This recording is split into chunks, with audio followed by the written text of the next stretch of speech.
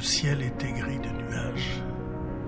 Il y passait des oies sauvages qui criaient la mort au passage, au-dessus des maisons, des quais. Leur chant triste entrait dans mon être et je croyais y reconnaître du Rainer Maria Rilke.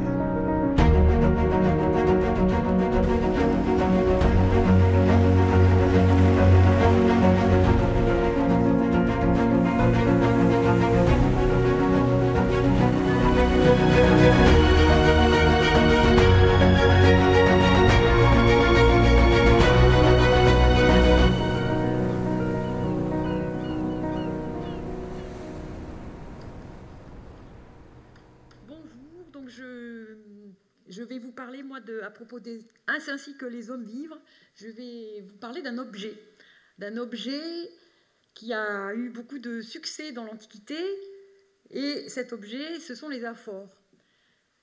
Alors, effectivement, dès l'aube des temps historiques, les hommes ont toujours échangé. Dans les premières villes, premières civilisations historiques, en Mésopotamie, par exemple, un des quartiers que l'on retrouve systématiquement le long des fleuves, du Tibre et de l'Euphrate, ce sont un quartier qu'on appelle le Karoum, le port, avec un quartier marchand.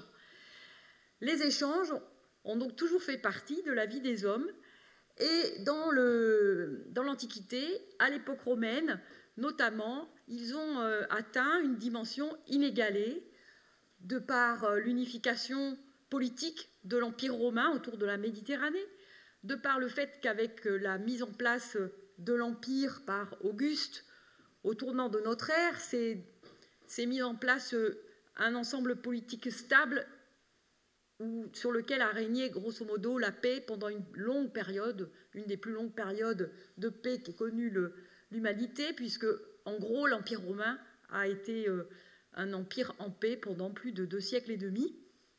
Et tout cela a favorisé évidemment les échanges. Ces échanges ont été favorisés aussi par le fait que, à cette époque-là, Rome était devenue une énorme métropole qui comptait, on estime à peu près autour du 1er siècle, à peu près 800 000 habitants, 800 000 à 1 million d'habitants.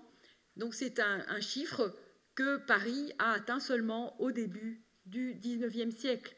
Donc une énorme métropole étant donné les conditions de l'époque, et donc un énorme marché aussi qu'il fallait approvisionner, qu'il fallait nourrir.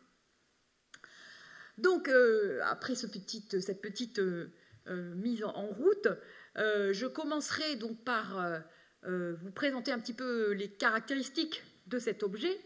Et ensuite, dans un deuxième temps, eh bien, je vous parlerai de tous les hommes qui se cachent derrière ce produit, à toutes les étapes de sa manipulation, de sa fabrication, et tous les hommes qui se sont rencontrés autour de ce produit, en m'appuyant essentiellement sur mes recherches à moi, qui ont porté essentiellement sur la péninsule ibérique, et en particulier sur l'Andalousie, où s'est développée une des zones de production d'amphores les plus importantes de l'Empire romain, et aussi avec des amphores particulièrement intéressantes pour nous, les historiens.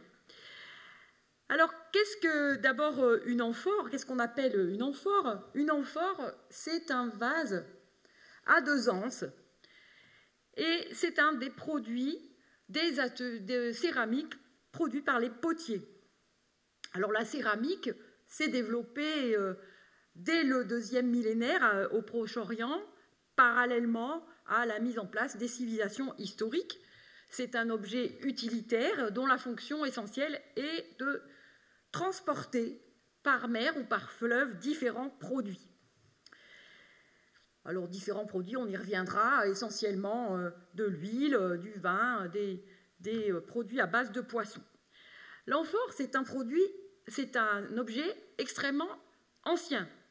C'est un objet qui apparaît vers le 2e millénaire avant Jésus-Christ, et pour la première fois, il est utilisé de manière importante par les Phéniciens qui étaient d'excellents commerçants, qui ont sillonné toute la Méditerranée et même sont allés un peu au-delà, et qui pour la première fois utilisent cet objet pour commercialiser leurs produits sur des distances plus importantes. Alors, vous voyez ici donc un des bateaux phéniciens que l'on a retrouvé au large de la Turquie, et donc c'est une épave qui date des années 1300 avant Jésus-Christ, et sur laquelle on voit déjà donc les premières amphores, des amphores cananéennes ici, qui sont stockées dans la cale du bateau, parallèlement à des grosses jarres, et qui transportaient des produits résineux. C'est un des premiers témoignages donc, des amphores utilisés pour la navigation et le transport à longue distance. Alors pourquoi est-ce que l'amphore a connu un tel engouement? Eh bien, parce que c'est d'abord un objet qui est pratique pour le transport. Pourquoi sont-elles pratiques pour le transport? Pas tellement en raison de leur poids. Souvent, les amphores sont lourdes. Les amphores sont lourdes. Les amphores Dressel I dans l'Empire romain qui transportaient le vin pesaient 26 kg, soit presque autant que leur cargaison. Donc, si les amphores sont très utilisées, ce n'est pas tellement en raison de leur poids, mais c'est surtout en raison de leur commodité pour le transport en bateau. Parce que, pour bien comprendre l'importance de leur usage, il faut savoir que dans l'Antiquité, c'était le transport par bateau sur les fleuves navigables ou sur la mer qui était le moyen de transport le plus rapide et le moins coûteux. Donc on n'avait pas besoin d'autoroutes bondées de camions, on utilisait donc les voies navigables et on construisait des bateaux.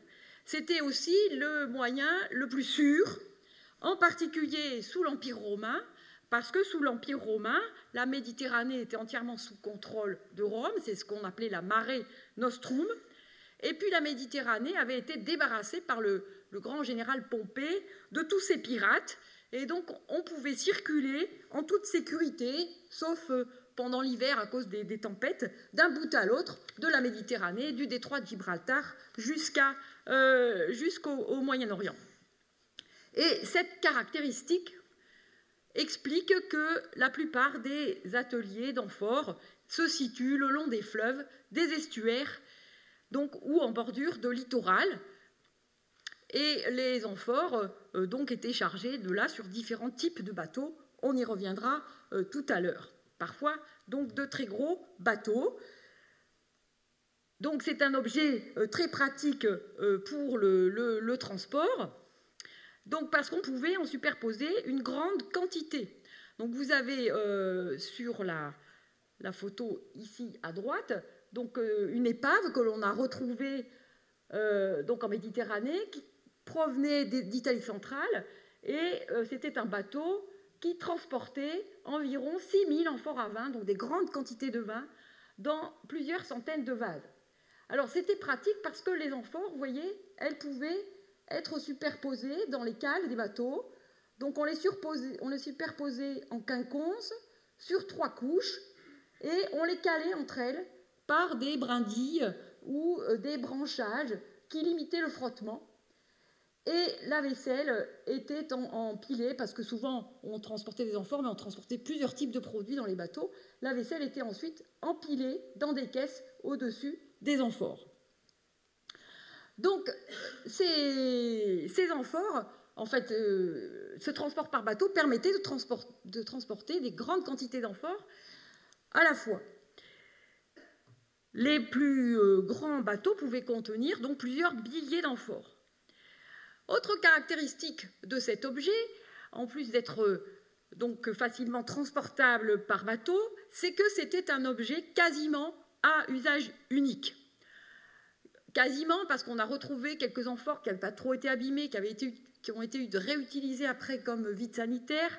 Certaines pouvaient aussi servir de petites tombes pour des bébés. Mais globalement, une amphore ne servait qu'une fois. Et cela explique donc qu'on en ait produit une très grande quantité. Alors ces amphores, elles étaient fabriquées, on y reviendra un petit peu tout à l'heure, en plusieurs étapes, généralement autour on commençait par fabriquer,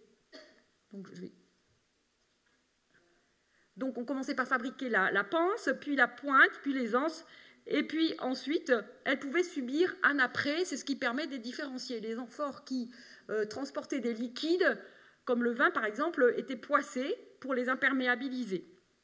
Puis ensuite, elles étaient fermées, et pour fermer les amphores, comme on le voit ici, on plaçait donc au niveau du col un bouchon en liège, et par-dessus le bouchon en liège, un bouchon en argile ou en pozzolane, une pierre volcanique.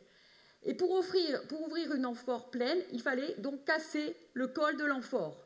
Ainsi, une fois que l'amphore était vide, elle devait être jetée. Donc on trouve des dépotoirs parce qu'elle ne pouvait plus servir. Et cette caractéristique explique que l'on ait, durant l'Antiquité, fabriqué une très très grande quantité d'amphores. Pour avoir une idée de cette quantité, alors très grande quantité d'amphores, très grande variété, mais c'est surtout ça, pour avoir une idée de cette quantité, on peut prendre l'exemple de cette colline, vous voyez, qui se trouve à Rome, qui se trouve à Rome ici, près du Tibre, et qu'on appelle le Monte Testaccio. Ce Monte Testaccio, en fait, c'est une colline artificielle, vous le voyez comme ça, mais qui est constituée. C'est une colline artificielle assez haute, puisqu'elle fait 36 mètres de haut, et elle s'est constituée comme une décharge, où l'on jetait justement les restes d'amphores qui avaient été vidés. Et d'ailleurs, le Monte Testaccio, ça vient d'un mot latin, ça veut dire le mont des tessons. Donc, vous voyez, ce Monte Testaccio est situé à proximité donc, des entrepôts qui stockaient les amphores, et le Monte Testaccio est là, et donc une fois qu'on avait ouvert les amphores, eh bien, on jetait donc les déchets, et ça finit par faire cette colline de 36 mètres de haut. La régularité de l'empilement, vous voyez ici, la régularité de l'empilement des restes d'amphores suggère que cet empilement, cette décharge était supervisée par une autorité administrative romaine, en particulier celle qui s'occupait de l'approvisionnement de Rome, qu'on appelle la préfecture de l'Annone. Alors, ce qui est intéressant, c'est qu'on a là, donc, dans cette colline, un volume d'amphores qui correspond à peu près, ce qu'on estime à peu près, à une consommation de 4 à 6 milliards de litres d'huile d'olive, et ce qui revient en gros à une consommation de 13 à 19 litres par habitant et par an pour une ville, donc je vous l'ai dit, d'à peu près 800 000 habitants. Alors ces amphores, donc, elles ont été fabriquées dans tout l'Empire. Elles sont très variées en forme et en dimension. Je reviens donc à la diapo précédente. Donc pendant tout l'Empire, mais même avant, donc vous avez par exemple ici des amphores fabriqués dans la zone de Carthage, donc un peu allongés, des amphores ici grecs, donc encore pas, donc qui n'ont pas tout à fait la même forme, et puis ici par exemple des amphores fabriqués en Italie pour le vin, qui sont de forme beaucoup plus allongée. Donc ces amphores, elles sont très variées en forme, en dimension, aussi en pâte, et c'est aujourd'hui grâce à l'analyse des pâtes qu'on arrive à des pâtes et des formes, on a pu les différencier et les classifier pour mieux les étudier. Cette œuvre a été initiée par un grand historien allemand qui s'appelle Heinrich Dressel, qui le premier a proposé une classification des amphores que je vous ai mis ici, donc qui est encore employé aujourd'hui, dont on se sert encore aujourd'hui pour les différencier, les classer et les étudier. Donc les amphores étaient un objet essentiel pour le transport des marchandises. Elles nous ont laissé un grand nombre de tessons, un grand nombre de restes, qui sont très utiles pour l'historien à plusieurs points de vue. Donc, les amphores sont très utiles parce que les restes, les tessons qu'on retrouve, par exemple, nous permettent de saisir l'évolution des échanges. Par exemple, on a ici, bon, on ne voit pas très bien peut-être, mais une carte qui représente, avec des petits points noirs, qui représente donc la diffusion de cet amphore ici, qui est celle qu'on appelle la Dressel 1, et qui transportait du vin de l'Italie vers les provinces de l'Empire au 1er siècle, 2e et 1er siècle avant Jésus-Christ. Et ça nous permet de dire, donc ces amphores ont connu une grande diffusion, en particulier en Gaule, en péninsule ibérique, un petit peu en Afrique. L'Italie exportait ses productions vers ces marchés-là. Et ce qui a permis de dire d'ailleurs à un historien que la conquête de la Gaule s'était d'abord faite par le vin.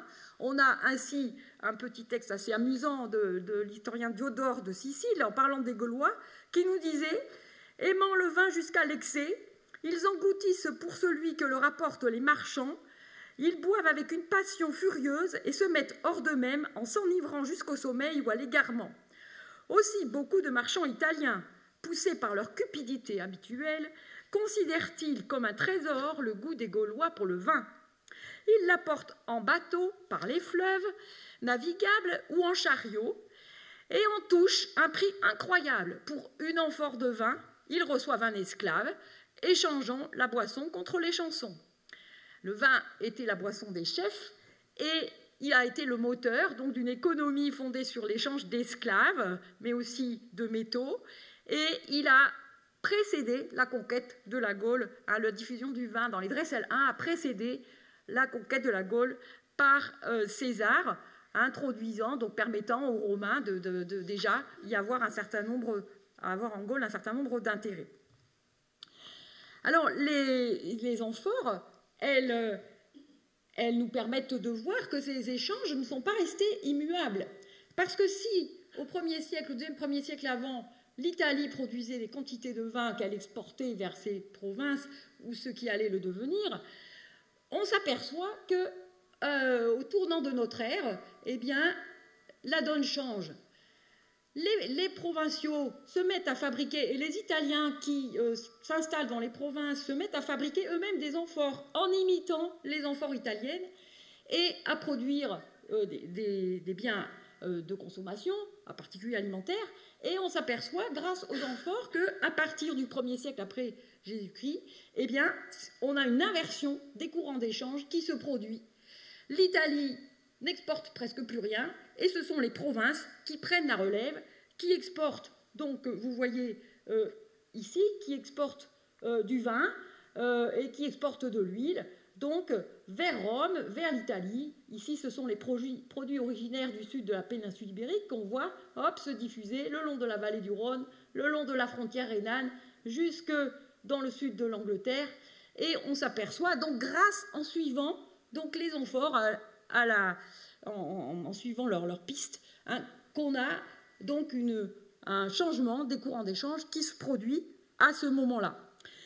Les amphores, elles sont également très intéressantes parce qu'elles nous renseignent. Aujourd'hui, on peut faire des analyses de contenu.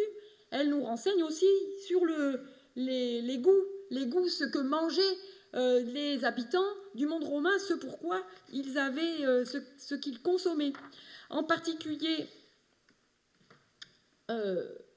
donc, dans les amphores, on retrouve parfois des restes de produits alimentaires. Et on retrouve en particulier des restes de produits à base de poisson. Donc ici, vous avez, et ces produits à base de poisson, ils ont constitué une grosse part des cargaisons d'amphores, en particulier venant de toute la péninsule ibérique et du Maroc, pendant au moins 2 siècles. Pourquoi ils avaient autant de succès? Bien parce que en même temps que l'Empire romain s'est unifié, la diète méditerranéenne s'est aussi répandue dans tout l'Empire. On a une unification des us et coutumes, en particulier alimentaires, et donc on se met, il y a une mode, à vouloir consommer ces produits à base de poisson dans les amphores. Alors ce qui est intéressant, c'est que à la fois les résidus que l'on a trouvés dans les amphores, mais aussi les inscriptions qu'il y a dessus, j'y reviendrai tout à l'heure, nous permettent de savoir que ces produits à base de poissons qu'on consommait partout dans l'Occident romain à l'époque impériale, ils étaient de nature différente. On trouve essentiellement donc, ce qu'on appelle des salsamanta, c'est-à-dire des poissons salés. Alors, les habitants du monde romain avaient un goût particulièrement aimé particulièrement donc les salsamanta à base d'esturgeons et de maquereaux. Donc ça, on arrive à le dire parce que quand on retrouve, vous voyez, des restes comme ça, on peut analyser aujourd'hui et savoir exactement de quelle espèce de poisson il s'agissait, avec quoi étaient fabriqués ces produits. Donc on a des poissons à base d'esturgeons, des produits à base d'esturgeons, de maquereaux, qui sont coupés en tronçons et qui sont jetés dans un bassin, noyés dans le sel, et ensuite jusqu'à complète saturation, et puis ensuite ils sont mis dans ces amphores. On sait qu'un autre produit qui était particulièrement échangé dans ces amphores à poissons, c'était des produits issus de la fermentation, donc qui se développent énormément à partir du 1er siècle après Jésus-Christ. C'est ce qu'on appelle le garum. Donc les Romains, les habitants du monde romain, étaient particulièrement de ce produit qui vient de la décomposition du poisson en milieu humide. Donc on mêlait des morceaux de poisson avec du sel, des herbes, et on laissait macérer tout ça, et ça devenait quelque chose qui ressemble un peu, paraît-il, au gnocchman, et que les Romains affectionnaient particulièrement pour assaisonner leurs plats. Alors, d'autres produits du même type étaient ainsi transportés dans des amphores et remontés le long de la vallée du Rhône, aller vers Rome et approvisionner comme ça une partie du monde romain. Alors, dans les produits transportés par amphore, il y a évidemment l'huile qui était un produit de base qu'on s'est mis à consommer partout, dans le monde romain occidental en particulier, qui était un produit de base, non seulement pour l'alimentation, mais pas seulement. L'huile servait aussi pour, dans les gymnases, hein, pour, comme cosmétique aussi, et comme médicament. Donc on s'en servait pour beaucoup de choses, de produits à base d'huile. On consommait aussi des olives, et donc tout ça, c'était transporté donc par amphore. Alors ces amphores, donc elles nous permettent de voir que dans le monde romain, les gens, petit à petit, même quand on était des Gaulois celtes, qu'on aimait bien la cervèze, on s'est mis à consommer aussi du vin, à manger du garum, à consommer de l'huile d'olive, et donc à vivre, non pas American way of life, mais Roman way of life, hein, qui s'est vraiment répandu dans tout l'Occident romain. Ces amphores, donc vous voyez ici encore une des cartes de diffusion, ces amphores, elles sont aussi très intéressantes pour nous parce que justement, dans cette région qu'est le sud de l'Espagne, elles ont été produites en très grande série, en particulier donc dans cette vallée de ce grand fleuve et ses affluents qui s'appelle le Guadalquivir, hein, qu'on appelait autrefois le Bétis. Donc ces amphores, elles ont été produites en très grande quantité ici, mais aussi le long du littoral, ici en particulier autour de la ville actuelle de Gadès, de Cadix, où on produit beaucoup d'amphores à poissons. Et ces amphores, elles sont particulièrement intéressantes parce qu'elles ont été produites de manière standardisée et surtout parce que c'est développé sur ces amphores un système d'étiquetage qui nous apporte plein de renseignements intéressants. Donc, sur ces amphores, donc c'est développé un système d'étiquetage.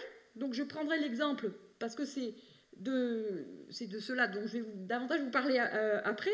L'exemple de cette amphore, donc vous voyez cette amphore pensue, assez grosse, qui mesurait à peu près entre 60 et 80 cm de haut, pour 50 à 60 cm de diamètre, qui pesait entre 20 et 35 kg, et pouvait transporter entre 55 et 90 litres d'huile. C'est une amphore donc qu'on appelle l'amphore Dresselvin, et qui a connu un grand succès parce qu'elle a été commercialisée, enfin elle a circulé de l'époque d'Auguste, donc c'est-à-dire en gros de début de notre ère jusqu'au milieu du IIIe siècle. Et donc, des quantités astronomiques d'huile ont été transportées dans ce type d'amphore. Alors, ce qui est intéressant, c'est que ces amphores, donc petit à petit, on a vu se développer un système d'étiquetage. Donc, d'abord, il y a ici sur l'anse quelque chose ici qu'on appelle le timbre. On y reviendra. Donc, vous avez ici des exemples de timbres. Les timbres, ils étaient imprimés au poinçon sur l'amphore avant sa cuisson, à la fin du séchage, avant de la mettre dans le four. Comme ça, ils étaient donc imprimés, gravés dans l'amphore. Ensuite, on verra à un moment d'une autre étape, au moment du contrôle, on peignait sur les amphores avec un petit pinceau fin noir, on peignait un certain nombre d'indications. Donc comme on a des milliers d'amphores, on est à peu près arrivé aujourd'hui à savoir ce que signifiaient ces inscriptions. Donc on a une inscription ici qui s'appelle alpha, qui nous donne le poids de l'amphore vide, avant qu'elle soit remplie. Et puis, on a ici une inscription bêta qui est particulièrement intéressante pour nous parce qu'elle nous donne le nom du marchand qui se chargeait de commercialiser l'amphore. Et puis ensuite, on a une inscription ici gamma qui nous donne le poids en livres de l'huile contenue dans l'amphore.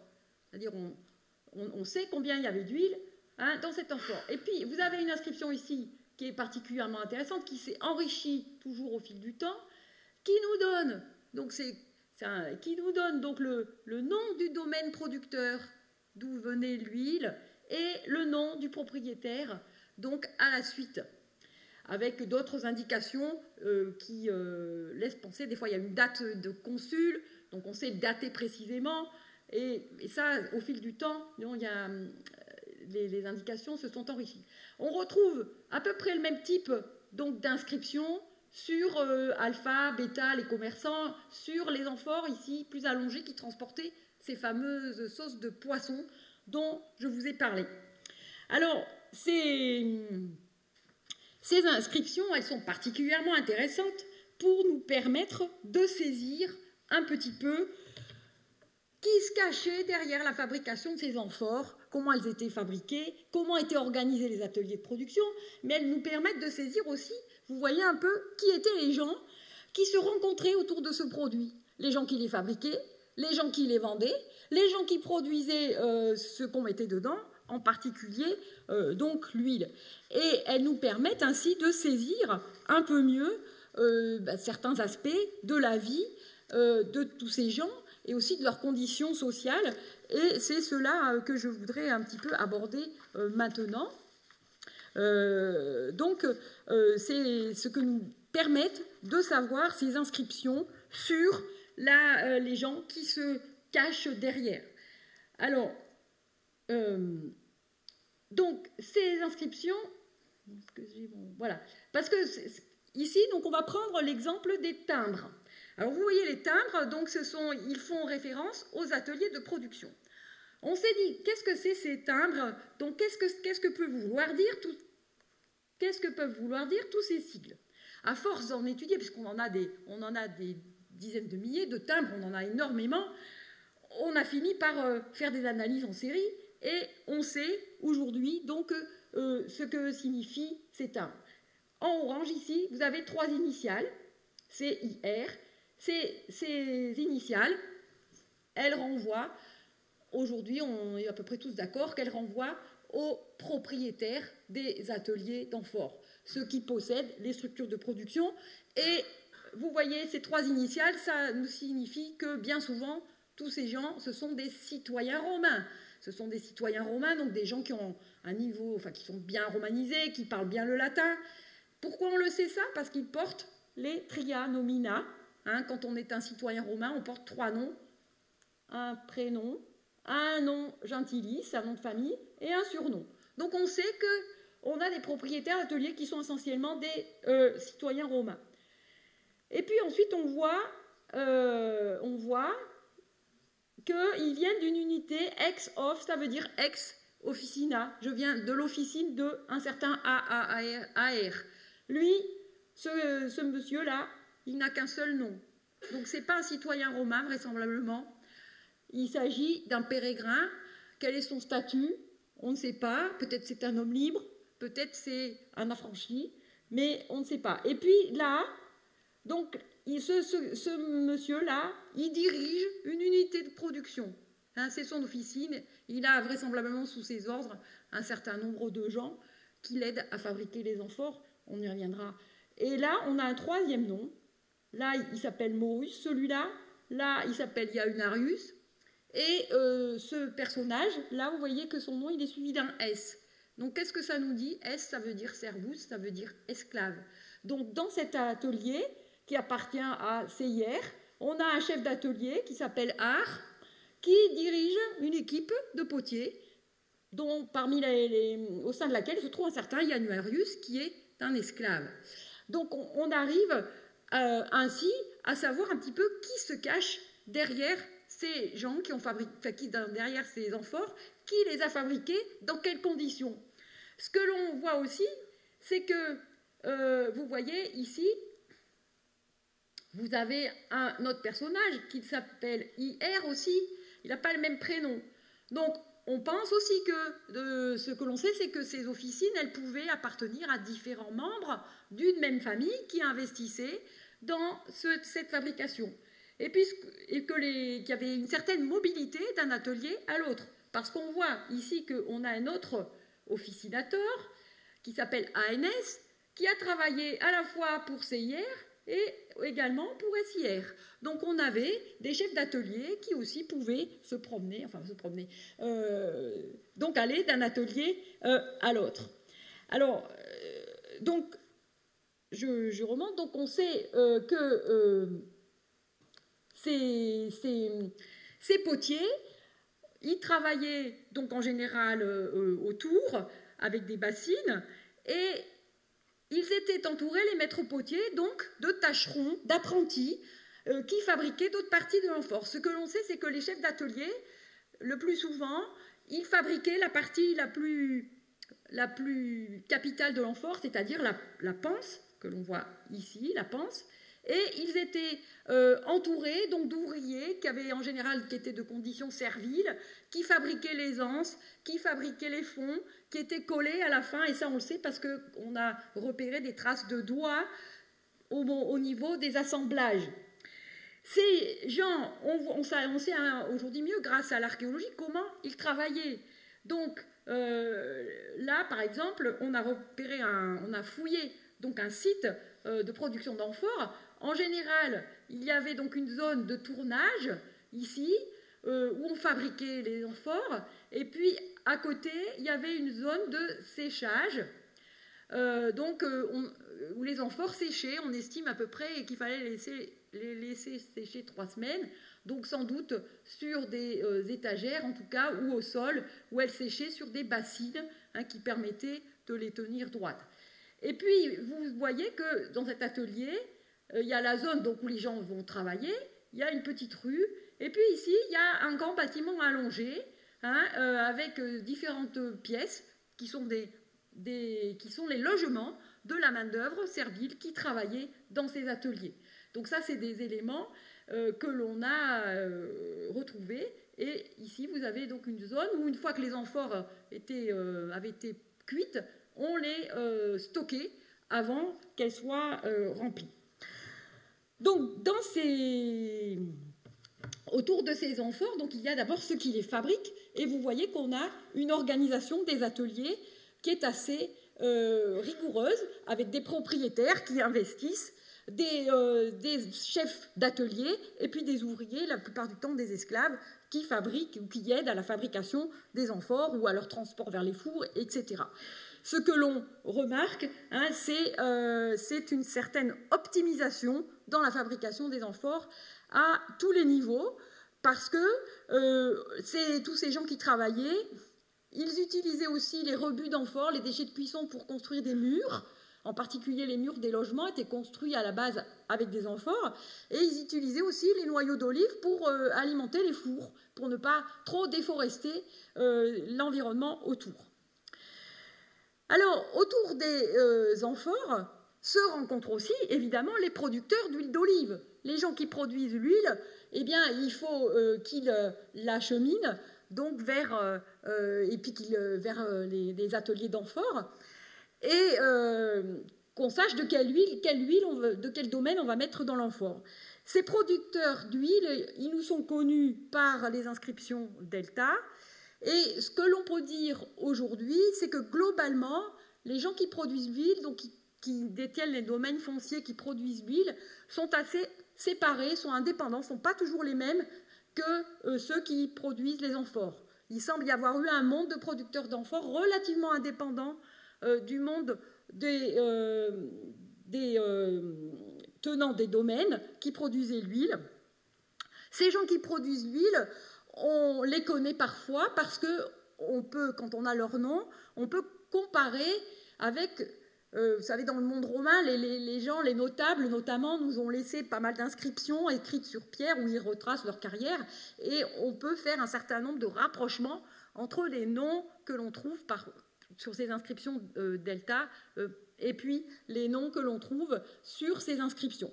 Donc on sait globalement que ces gens qui produisent l'huile, ce sont des citoyens assez aisés, des notables locaux qui font des carrières au service de leur petite cité. Parfois, ce sont aussi des gens qui se sont installés en venant d'Italie et puis qui investissent dans la culture de l'olivier qui se développe énormément autour de ce bassin du Guadalquivir. Et ces gens qui produisent l'huile, eh bien, parfois, ils se sont considérablement enrichis avec cette production et ils ont pu grimper dans la hiérarchie sociale jusqu'à atteindre donc, les niveaux les plus élevés. La société romaine, c'est une société d'ordre, hein, et où la fortune est un élément clé dans la progression sociale et dans l'exercice de responsabilité au service de l'Empire. Et on a la trace d'un certain nombre de gens qui, en ayant investi dans la production d'huile, eh bien, ont atteint le rang de chevalier, puis le rang de sénateur, et parfois donc, ont aussi investi dans la production des amphores. Alors, j'y reviendrai peut-être tout à l'heure dans les questions. Ces producteurs d'huile, donc, ils se retrouvent autour des amphores, mais ensuite, les amphores, il fallait les transporter des domaines de l'huile jusqu'aux amphores et jusqu'aux ateliers d'amphores qui se trouvent toujours le long des fleuves. Et pour cela, alors,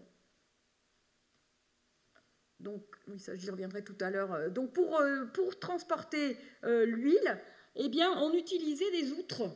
Donc, vous avez ici donc une représentation de ces outres, parce que vous voyez les domaines producteurs d'huile sur cette région, là, ici c'est le fleuve Génil, qui est un affluent du Guadalquivir.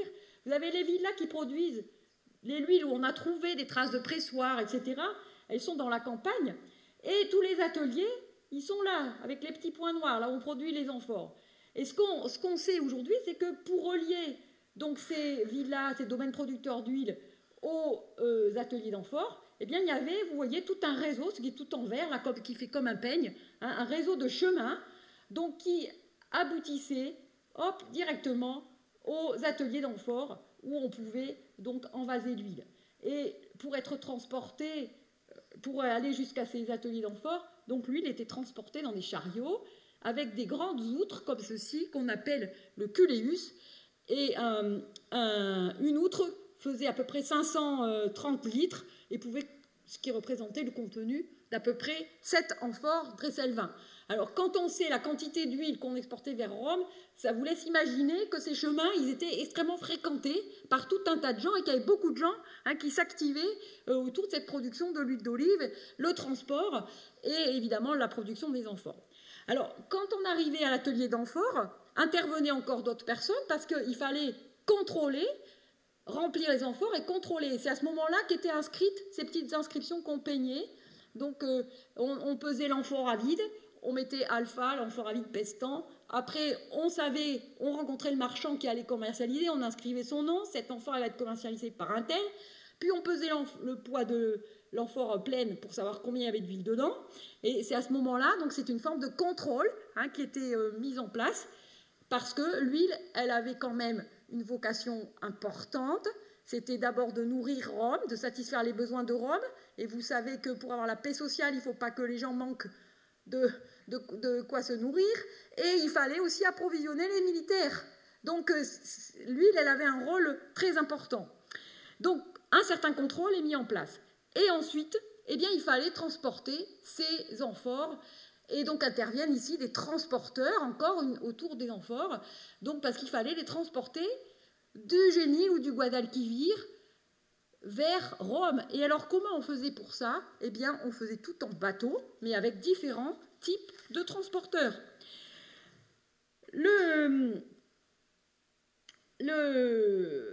Donc, on pense aujourd'hui que chaque atelier d'amphores, qui se trouve donc le long des berges, était doté d'un embarcadère, et les amphores étaient transportés par des bateliers, mais ces bateliers n'étaient pas tous les mêmes. On avait des bateliers dans des petites barques comme ça, qui étaient avec leur siège donc dans différentes petites cités. Vous voyez, ces petites barques qui pouvaient transporter quand même une certaine quantité d'amphores. On pense donc une certaine quantité d'amphores. Et puis alors, ces bateliers-là, ils allaient... Donc ces petits bateliers, donc vous voyez, qui drainent toute cette vallée, ils allaient jusqu'ici, à Ilipa, et là, il y avait un contrôle des entrées de marchandises. Il y avait des transbordeurs, des gens spécialisés pour transborder toutes ces amphores dans des bateaux un peu plus gros, qu'on appelle des scapha, qui allaient ici jusqu'à Hispalis. Et Hispalis, c'est la ville de Séville aujourd'hui, donc qui était le grand port de stockage et d'exportation de toute cette huile. Donc là, à Hispalis, se rencontraient encore plusieurs types de gens autour des amphores. Se rencontraient à Hispalis les armateurs qui avaient des gros bateaux, donc vous voyez ici, dans lesquels on pouvait mettre des milliers d'amphores, et il y avait des quais ici, là, avec des entrepôts, donc on chargeait les amphores dans ces gros bateaux, et il y avait aussi ici, il y avait aussi les sièges des corporations de bateliers qui pouvaient ici rencontrer les officiels, les autorités romaines, et aussi les marchands, les marchands d'huile, qui avaient aussi un siège, un bureau ici, dans cette place qui est aujourd'hui donc à Séville. Ainsi, donc, vous voyez, autour de l'amphore, à partir de cet objet, on peut percevoir donc l'importance des échanges commerciaux qui se sont développés dans l'Empire romain. On peut percevoir leur importance. On peut percevoir aussi l'importance de la diffusion du mode de vie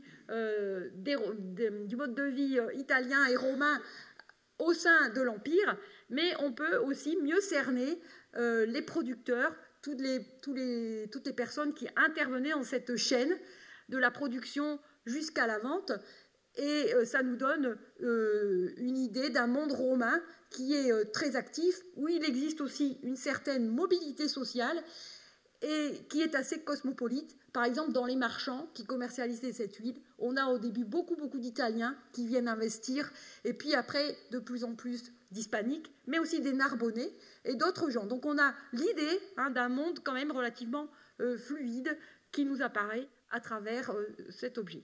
Je vous remercie.